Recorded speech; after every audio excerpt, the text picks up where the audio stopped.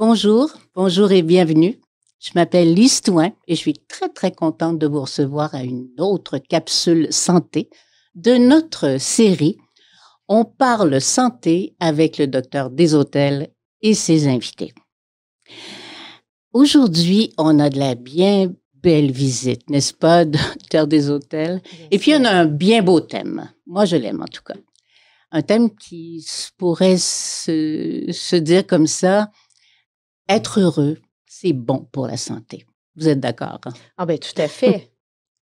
Alors, pour nous aider à comprendre l'importance des relations humaines et pourquoi elles sont tellement indispensables vraiment pour la santé, pour vivre correctement et heureux, on a invité Madame Pierrette-Anne Boucher. Madame Boucher est formatrice en relations humaines. Bonjour, Madame Boucher. C'est un grand plaisir de vous avoir avec nous. Vous êtes une amie de longue date du docteur Desautels. Est-ce qu'on peut dire que c'est une bien belle et longue relation? Tout à fait. Bien sûr. Docteur Desautels, je vous laisse le plaisir de commencer cette conversation avec Madame Boucher. Ça me fait plaisir, Lise. Oui. Ça me fait plaisir de parler de la relation avec toi, Pierrette-Anne, parce qu'on vient de passer une longue période de pandémie où cette pandémie-là nous a fait prendre conscience que les relations étaient importantes pour nous. Autant on a pu être privé de relations parce qu'isolés dans le confinement, autant parfois on nous obligeait à vivre avec des gens où on n'était pas nécessairement habitué à être en relation. Des gens qui se sont retrouvés dans une maison avec leurs 3 enfants, leurs conjoints avec qui elles s'entendent plus ou moins, dans des petits endroits clos. Ça n'a pas été facile. Ça n'a pas été facile. Puis on a vu, étant professionnel de la santé... Vous en avez reçu. Madame Boucher aussi. On a vu les dégâts que ça a pu occasionner au niveau de la santé. On a retrouvé des gens qui ont vécu de l'anxiété, de la détresse, de la dépression, des troubles du sommeil. Bref, beaucoup d'impacts au niveau, entre autres, de la santé mentale et de la santé relationnelle. Et de la santé relationnelle, voilà pourquoi on vous a invité, Madame Boucher. C'est une santé dont on ne parle pas suffisamment, moi, je trouve. À mon avis, c'est le pivot central de l'être humain. On arrive au monde dans le ventre d'une femme, donc finalement, on est fait pour être en relation. On est fait pour être ensemble. Et ensuite, la connaissance, c'est par le lien avec toi, le lien avec moi. Ensuite, on fait de la répétition. Ça me prend toi pour que je répète, pour que je sois capable de... Donc, on n'en parle pas suffisamment de cette santé relationnelle qui, à mon avis, nous garde un sens, nous garde un horizon dans nos vies. Et comme tu disais, étant donné que là, on vient de vivre une vague pendant une année qui est quand même très longue. Une longue année, plus longue. Vague, oui. C'est très long. Donc, la relation a joué un rôle, à mon avis, personnel, à moi-même, avec toi. La relation a joué un rôle immense dans je traverse ou je ne traverse pas. La situation. Ou la période. Vous avez reçu beaucoup de gens qui avaient vraiment des difficultés pendant le temps de la... 2 tranches d'âge, Mme Touin, je peux dire, qui ont été, je dirais presque fragmentées dans les changements de repères. L'incertitude, on le sait, Lynn, tu le sais, comment l'incertitude a un impact immense. L'incertitude nous fait imaginer le pire en partant. C'est vrai. Déjà. Là, on s'est dit, peut-être que la pandémie va durer toujours. Toute la vie. Peut-être qu'on s'en sortira jamais. Exact. C'est vrai que ça, c'est vraiment une source d'anxiété, de grande anxiété. En partant. Oui. Juste ça. Juste ça. Parce que comme être humain, j'ai besoin de savoir que j'ai un passé, j'ai besoin de savoir que j'ai un avenir. Il faut que je sois un peu capable de planifier avec ma tête. Et là, on ne savait rien. Rien. Puis le phénomène, c'est même le passé, je ne pouvais pas m'y fier parce que tout ce que je faisais avant. Et l'ennemi numéro 1 est invisible en plus. Imaginez. On ne le voit pas, le corona. On ne le voit pas. On ne le voit pas. On connaît les effets, on connaît les dangers. Donc, oui, j'en ai entendu. Donc, 2 tranches. Oui, quelles étaient les plus tranches? Âgées. Les personnes âgées. Où la privation de la relation était immense. Seul Isolés, avec le repas sur le bord de la porte. C'est terrible. Et donc, cette détresse-là, les gens qui étaient très centrés dans une bonne relation avec eux-mêmes ont perdu le contact avec l'autre. Et là, le sens de la vie aurait été questionné. Qu'est-ce que je viens faire ici? Il me reste juste 10 ans, moi, peut-être. Je vois pas. Donc, ça a joué énormément. Et l'autre tranche, ce sont ceux qui étaient en transition. En transition de... C'est-à-dire, je quitte le secondaire, je m'en vais au cégep. Au cégep. Là aussi, il y a un inconnu dans la transition. Qu'est-ce qui s'en vient? Mais là, je ne sais plus. Je n'ai pas été capable de boucler mon secondaire, comme avec un bal. Comme prévu, avec un bal dont on rêve. Et là, je m'en vais quelque part. Donc, j'entre dans une confusion, une détresse immense. Justement, Pierre-Étienne, je lisais sur les statistiques de la pandémie sur la santé mentale, puis dans des études, entre autres aux États-Unis, la tranche d'âge qui a été le plus touchée par les troubles anxieux et les troubles dépressifs, c'est les 18-25 ans. Ah, les 18-25 ans. Oui, parce qu'ils ne sont pas habitués de perdre leur liberté. Ils n'ont pas été... c'est l'âge où on en a besoin de la liberté. On en a besoin, on devient un adulte, on a des amis, les repères sociaux, de se trouver un groupe d'appartenance, c'est très, très important aussi. Donc, les relations sont importantes et ils en ont été privés aussi. Donc, l'isolement, ça amène quand même une certaine détresse. Et c'est là qu'on se rend compte que les relations, c'est important dans la vie. J'ai une amie qui est dans un RPA. Et c'est une femme qui bouge, qui est pleine de vie, qui voit plein de monde. Et du jour au lendemain, confinée à la chambre, elle a trouvé ça épouvantable. Je pense qu'ils avaient 20 minutes par 2 jours. Ils pouvaient aller faire le tour du garage intérieur. C'est tout, là. C'était leur vie. Oui, Même certains patients m'ont dit avoir vécu comme s'ils vivaient en prison. Oui. Et comme médecin, la relation médecin-patient est importante. Mais oui, là, vous recevez des gens avec un masque et vous avez un masque. Il me semble que c'est plus dur, ça. C'est plus difficile. On a eu droit quand même à l'évolution de la télémédecine. On nous a permis de faire des consultations. C'est vrai que ça a aidé quand même. Mais ça l'a sauvé. Ça l'a sauvé de pouvoir traiter des gens, de pouvoir aider des gens. Sans ça, on en aurait été privé parce qu'il fallait être aussi prudent dans nos interventions. C'est sûr. Donc, on nous a privés aussi du contact physique avec nos patients. Donc, par téléphone, par télémédecine. Mais comme vous l'avez si bien dit, les masques, le langage non verbal est important quand on est un intervenant, quand on est en relation avec l'autre. Alors, ça nous a manqué. Nos relations nous ont manqué. En tout cas, pour ma part. Moi, j'ai fait une découverte quand même. Oui. Puisque c'est l'écran et aussi le téléphone.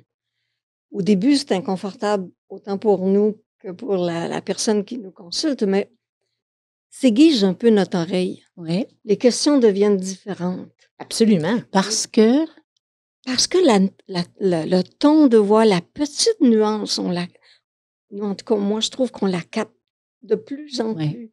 Les questions sont mieux, en tout cas, sont plus approfondies, à mon avis. Et la méthodologie a changé un peu. C'est-à-dire qu'on va un peu plus dans le cognitivo-comportemental. C'est-à-dire étant donné que la question, qu'on ne voit pas la personne quand on est au téléphone, on va plus vite dans, voici ce qui vous arrive, voici les étapes, voici ce que je vous propose, on fait tel devoir, on revient là-dessus. La démarche est rapide. C'est sûr que pour l'émotion, on en perd un peu. Mais absolument. On en perd un peu. Oui. Mais l'oreille, c'est bien important. Beaucoup aiguisé, en tout cas, à mon avis, de mon côté. Les gens ont appris à travailler comme ça aussi. Et curieusement, ils ont apprécié le fait que même si on ne se voyait pas en présentiel, on était accessible d'une autre façon. Et ils en avaient de besoin. Ça a quand même sauvé les relations, d'être capable de se voir malgré tout en Zoom ou en Skype ou on était quand même capable de se voir. Mais on réalise qu'il y a quand même une énergie qui ne circulait pas de la même façon et ça a teinté nos façons d'intervenir. Oui, tout à fait. Mais il y a eu aussi un impact biologique ou physique d'avoir été dans cette pandémie-là. En manque de relations, on s'est rendu compte que dans l'isolement, entre autres nos personnes âgées, étant moins stimulées, moins en relation, ont perdu un petit peu cognitivement. Oui. On a même remarqué dans certaines études qu'il y avait du vieillissement accéléré dans nos cellules, dans notre ADN, notre matériel génétique. Physiologiquement, là, on peut... Absolument. Le stress sur nos glandes, donc les changements hormonaux, les déséquilibres de neurotransmetteurs qui amènent des symptômes d'anxiété, de troubles du sommeil. Et la peur, on nous a mis dans la peur de contaminer l'autre ou d'être contaminé par l'autre. Donc, on a mis une barrière entre nous. Entre nous, la peur. Pouvez-vous nous parler de la peur? Quand j'entends ce mot-là, moi, je dois dire que tout de suite, ça s'en va dans l'autre côté de ma tête, puis je regarde un peu le désir qui est caché derrière la peur. Ça. J'aime ça.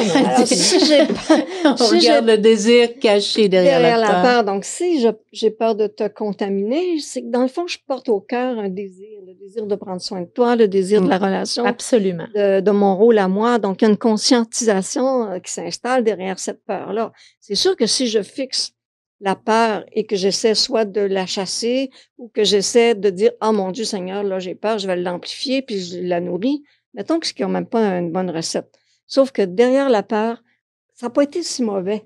Ben non. Parce que moi, ce que j'entends, nous avons été obligés, tout le monde, de se regarder. La relation à soi a pris beaucoup plus d'importance.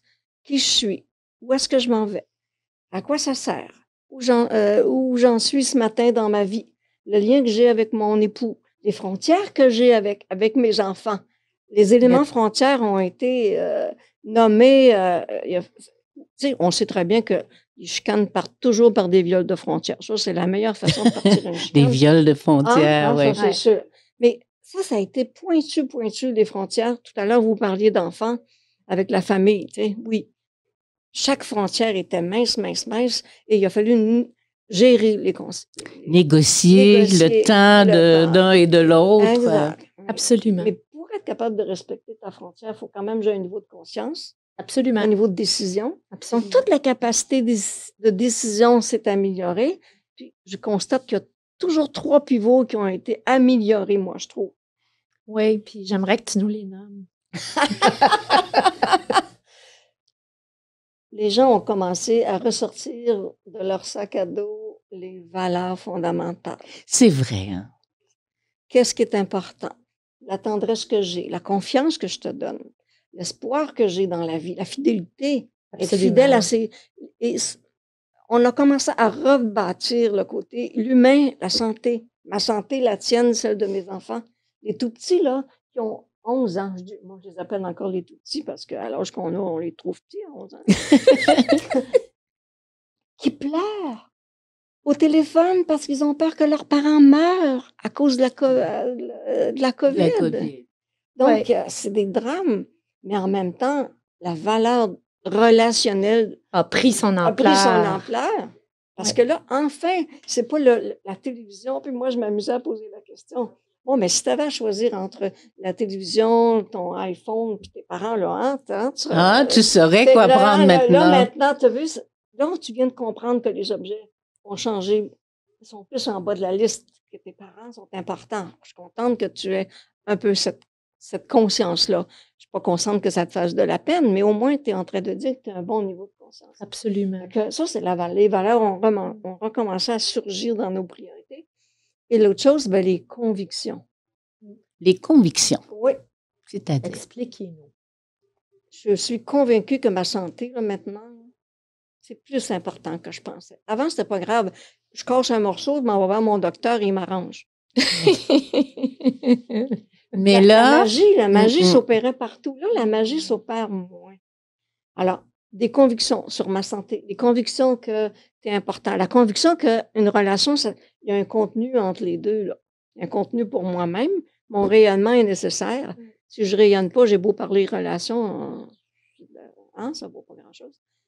Donc, et aussi, tu disais conscience de notre santé, que c'est important, d'où l'approche préventive, de focuser sur la santé et pas seulement traiter la maladie. La maladie. Donc, c'est encore important, la relation face à sa santé aussi est importante. Donc, être heureux, c'est bon pour la santé. C'est nécessaire pour la santé. C'est nécessaire, hein, tantôt, tu le disais, ça a des impacts, la santé.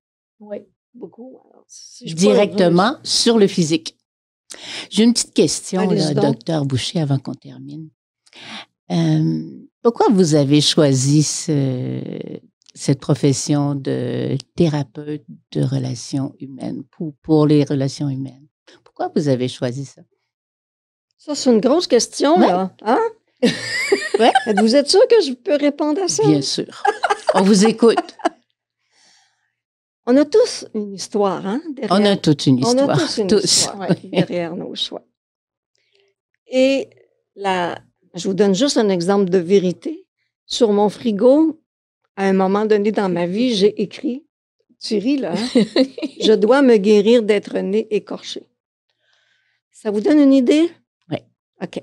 Donc, déjà, quand on Je dois me guérir d'être né écorché. Ça, c'était ma phrase sur mon frigo. Ouais. Donc, il y a une décision là-dedans, il y a une réalisation, une conscientisation qu'effectivement, j'ai une guérison à faire, qui n'est pas évident. Donc, on se tourne les yeux vers l'être humain, la relation, qu'est-ce qui le fait naître, qu'est-ce qui le fait guérir, qu'est-ce qui détruit une relation aussi. Donc, ça a été ma passion, puis ça l'est encore après autant d'années. Ben, c'est beau. Une dernière, OK. Quelle sorte de patients qui viennent chez vous que là, vous trouvez ça vraiment difficile? Je peux te répondre en premier? Vas-y. Allez-y. Je répondrais, moi, c'est le patient qui demande ou qui arrive et qui dit « Prenez-moi en charge ».